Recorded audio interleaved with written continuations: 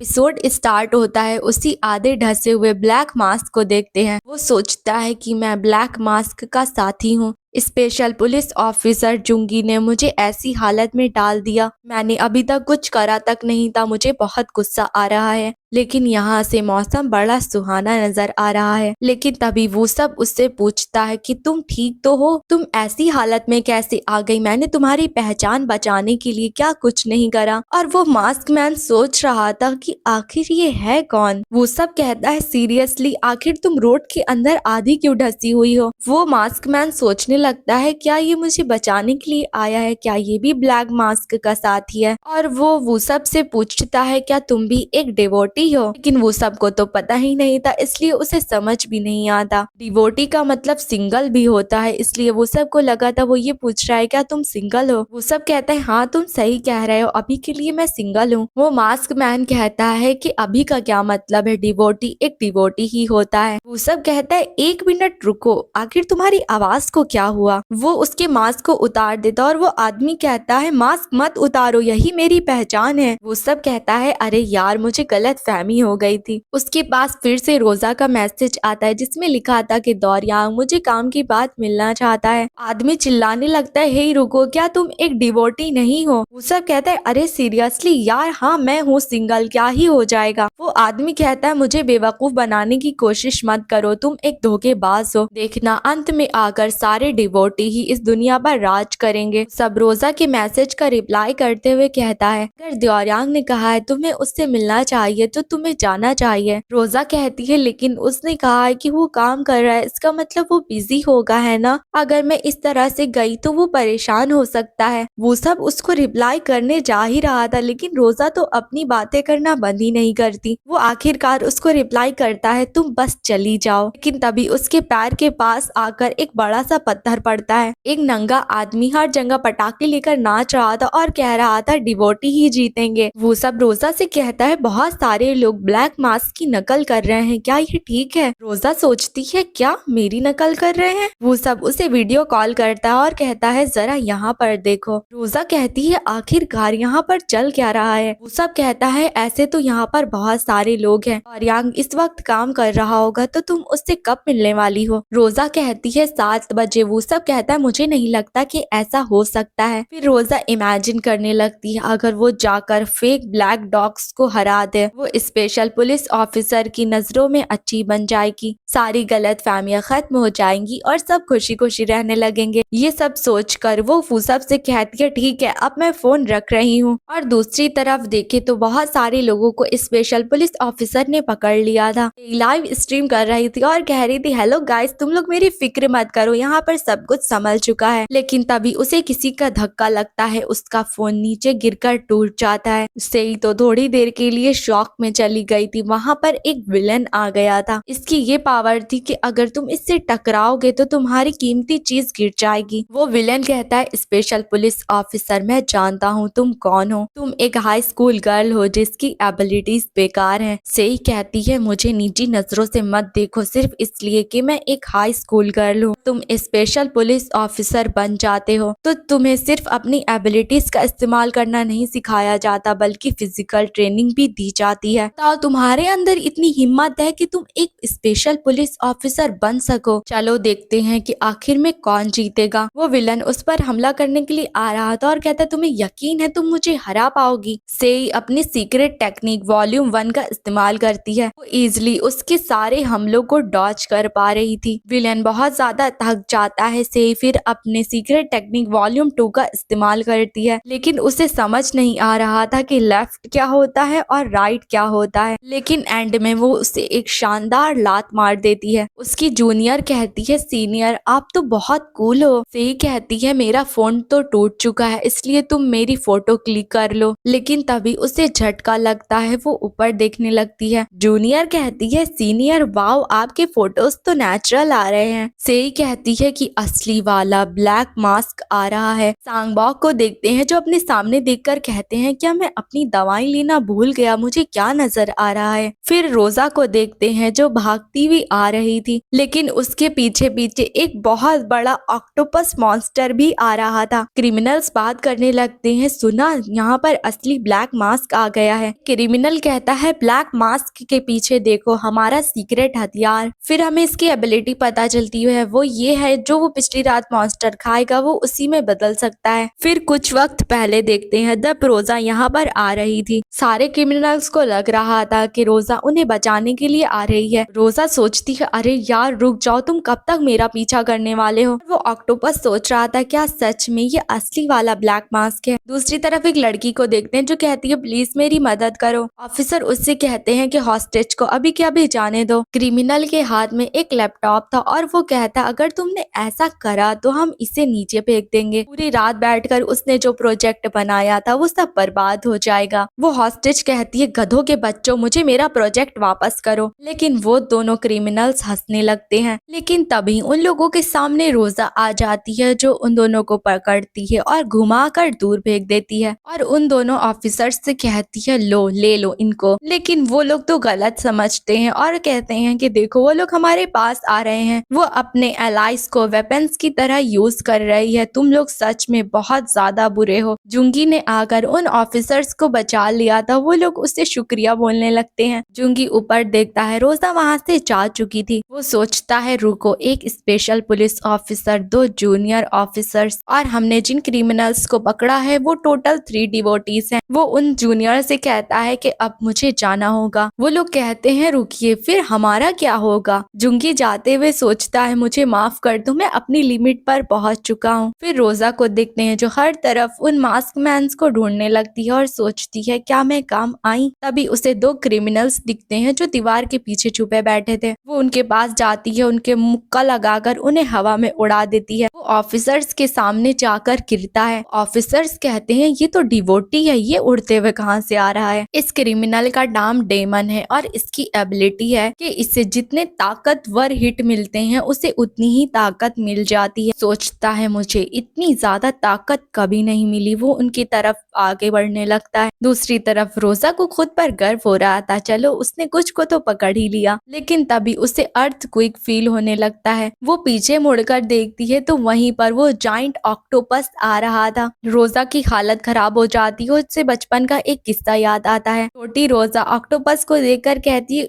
ये कितना स्कैरी है। डायना कहती है ऐसा कुछ भी नहीं है, ये बहुत ज्यादा डिलीशियस होता है। प्रेजेंट टाइम में रोजा चिल्ला रही थी क्योंकि उसे ऑक्टोपस से डर लगता है। वो वहां से भागने लगती है लेकिन वो ऑक्टोपस कह रहा था रुको मैं तुम्हारा बहुत बड़ा फैन हूँ। फिर वही वक्त देखते हैं जब रोजा के पीछे वो मॉन्स्टर आ रहा था। सिनियो और सांगबॉक भी दोनों लोग भागने लगते हैं। भागते भागते तभी सांगबॉक नीचे गिर जाते हैं। टीम लीडर उनकी तरफ आने लगती है और सांगबॉक सोचते हैं मैं तुम्हें मरने नहीं दूंगा सिनियो। लेकिन वो ऑक्टोपस आगे गुजर जाता है। सिनियो कहती है क्या उसने हमें देखा नहीं। सांगबॉक कहते हैं कि मैं रिकवरी टीम का टीम लीडर हूँ, लेकिन मैंने इस वक्त अपनी बहुत ज्यादा शर्मिंदगी वाली साइड दिखाई है। सिनियो एक बार सब कुछ जब हम यहाँ पर रिकवर कर लेंगे तो चलो साथ में सोजू पीने के लिए चलते हैं। सिनियो कहती है हाँ क्यों नहीं, और साथ में एक डिलीशियस मीट भी खाएंगे। रोजा को देखते हैं जो भाग रही थी। तभी उसके सामने बहुत सारे मास्क मैन आ जाते हैं जो उसका नाम पुकारे जा रहे थे। रोजा सोचती है अगर मैं इस तरह से भागती रही तो ये ऑक्टोपस उनको क्रश कर देगा। वो लोग तो बुरे हैं कुछ भी हो जाए, लेकिन मैं उन लोगों को मरने तो नहीं दे सकती। वो मुड़ जाती है और कहती है मैंने तुमसे रुकने के लिए कहा था ना। वो उस पर एक पंच लगाती है। सब लोग उसकी तरफ देखने लगते हैं। सांगबॉक और सीने को देखते हैं जो कि सड़क को रिकवर कर रहे थे। फिर वो आसमान में देखते हैं जहाँ से मॉन्स्टर उड़ता हुआ आ रहा था। सांगबॉक कहते हैं मुझे नहीं लगता कि हम साथ में सोजू पी पाएंगे। लेकिन तभी वहाँ पर दौरियांग आता है। वो उस ऑक्टोपस पर हमला करने जा रहा था। एक ऑफिसर आकर सांगबॉक और सीने को बचा लेता है। दौरियांग उस पर हमला करके उसे जमीन में गाड़ देता है। रोजा उसको देखकर सोचती है ये तो दौरियांग है, और दौरियांग बहुत गुस्से में लग रहा था। सांगबॉक चिल्ला कर कहते हैं हाँ दौरियांग गधे के बच्चे, भी हमने इस सड़क को ठीक करा था, तुमने फिर से तोड़ दी, तुम खुद को इंसान कैसे कह सकते हो। दौरियांग दौरियांग अपने फोन में देखकर सोचता है यार मुझे 7 बजे रोजा से मिलना है, लेकिन मुसीबत तो आ ही जा रही है, वक्त मिल ही नहीं पा रहा। वो उन क्रिमिनल से कहता है जरा 1 मिनट रुक जाओ। वो क्रिमिनल सोचते हैं ऐसी सिचुएशन में भी ये अपना फोन चला रहा है। एक क्रिमिनल कहता है जरा उधर देखो, ब्लैक मास्क भी अपना फोन चला रहा है। वो भी बहुत कॉन्फिडेंट है कि उसका कोई कुछ बिगाड़ नहीं सकता, कितना कूल है। वो लोग आपस में बात कर रहे थे। दौरियांग मैसेज भेजता है क्या हम 8 बजे मिल सकते हैं? रोजा कहती है ठीक है। दौरियांग कहता है ठीक है, मैं तुमसे बाद में मिलता हूँ। लेकिन अगर आमने सामने की बात करें तो फाइट स्टार्ट होने वाली थी। दौरियांग कहता है इंतजार करने के लिए शुक्रिया ब्लैक मास्क, लेकिन उन लोगों को कुछ सुना ही नहीं दे रहा था। फिर दौरियांग अपने पास से माइक निकालता है और कहता है इंतजार करने के लिए शुक्रिया ब्लैक मास्क, तुम्हारे अंदर बहुत हिम्मत है कि तुम अपने साथियों के साथ आए हो, लेकिन अब सब खत्म होने वाला है। रोजा सोचती है क्या कहा साथी, किसकी बात कर रहा है? दौरियांग कहता है कि देखना तुम्हें इस बात का पछतावा होगा कि तुमने उस दिन मुझे क्यों नहीं मारा। और बेचारे सॉन्गबॉक्स जिनकी आंखों से आंसू निकले जा रहे थे। दौरियांग पावर का इस्तेमाल करता है और कहता है जुंगी ब्लैक मास्क को पकड़ लो। जुंगी रोजा के पैर को जमीन में ढसवा देता है और उसे पकड़ लेता है। जुंगी कहता है जब तक तुम यहाँ पर हो तुम कहीं पर नहीं जा सकती। एक ऑफिसर वहाँ पर हथकड़ियाँ ला रहा था। जुंगी कहता है क्या तुम्हें पता नहीं है कि वो उसे आसानी से तोड़ सकता है? वो ऑफिसर सैड हो जाता है। सब लोग उसे दिलासा देने लगते हैं कोई बात नहीं यार, हमारे साथ भी वो ऐसा ही करता है। रोजा सोचती है कि मैं तो अंदर जाती जा रही हूँ, अरे नहीं यार मुझे बाद में दौरियांग के साथ डिनर पर भी जाना है। वो ऊपर देखती है तो दौरियांग एक बहुत बड़ा पत्थर लेकर उसकी तरफ आ रहा था। वो सीधा उस बड़े से पत्थर को रोजा के ऊपर फेंकता है। जुंगी कहता है भाई दौरियांग तुम्हें नहीं लगता ये कुछ ज्यादा हो गया? दौरियांग कहता है कि तुम्हें किस बात की फिक्र हो रही है, वो इतनी आसानी से मरने नहीं वाला। देखते हैं यही हुआ था कि रोजा ने बस अपने एक हाथ की मदद से उस पत्थर को रोक लिया था। वो सोचती है अगर उन्होंने मेरा पीछा करना नहीं बंद करा तो मैं बाद में दौरियांग से मिलने नहीं जा पाऊंगी। लेकिन देखते हैं कि दौरियांग के पीछे वही बड़ा सा मॉन्स्टर आ रहा था। दूसरी तरफ सेई को देखते हैं जो कहती है हमें जल्दी करनी होगी, मैं तुम्हें बता रही हूँ कि दौरियांग इस वक्त बहुत बड़े खतरे में है। ऑफिसर कहती है सीनियर रुक जाइए, क्या हम लोग कार से नहीं चल सकते? सेई कहती है नहीं क्योंकि मेरे पास लाइसेंस नहीं है। जुंगी उस मॉन्स्टर पर हमला करने लगता है। उस मॉन्स्टर को बहुत गुस्सा आ रहा था। वो अपने टेंटिकल से दौरियांग को पकड़ लेता है और कहता है कि मैं तुम्हें बिल्कुल भी माफ नहीं करूंगा। दौरियांग सोचता है क्या ये आदमी स्पेशल एबिलिटी वाला इंसान है? साइज के अलावा इसके अंदर कोई भी ताकत वाली बात नहीं। लेकिन रोजा के नजरिए से देखते हैं जिसे नजर आ रहा था कि मॉन्स्टर ने दौरियांग को पकड़ रखा है और दौरियांग मदद के लिए चिल्ला रहा है। रोजा कहती है गधे के बच्चे मॉन्स्टर, मैं तुम्हें छोड़ूंगी नहीं। जुंगी उसकी आवाज सुनकर सोचता है क्या ये एक लड़की है? फिर उस पर हमला होता है। वो पीछे गिरने लगता है और सोचता है कि ये अच्छा मौका है, मैं नतीजे पर पहुंच सकता हूँ। देखते हैं कि नीचे गिरने से पहले सेई ने उसको बचा लिया था। सेई उससे पूछती है हे क्या तुम ठीक हो? जुंगी उसके बालों को छूता है और कहता है तुमने क्या अपने बालों को दोबारा बांधा है? ये बहुत ज्यादा उलझे हुए लग रहे हैं, इससे मुझे परेशानी हो रही है। सेई सोचती है कि ये गधा, मैंने अभी इसकी जान बचाई है। फिर देखते हैं कि दौरियांग के पास रोजा पहुंच चुकी थी। वो उस मॉन्स्टर पे पंच लगाने जा रही थी और सोचती है कि अपने हाथ उससे दूर रखो। वो मॉन्स्टर कहता है ठीक है और वो अपने हाथ दूर कर लेता है। लेकिन रोजा का तो इरादा दौरियांग को छुटाने का था, इसलिए इससे पहले उसे रियलाइज हो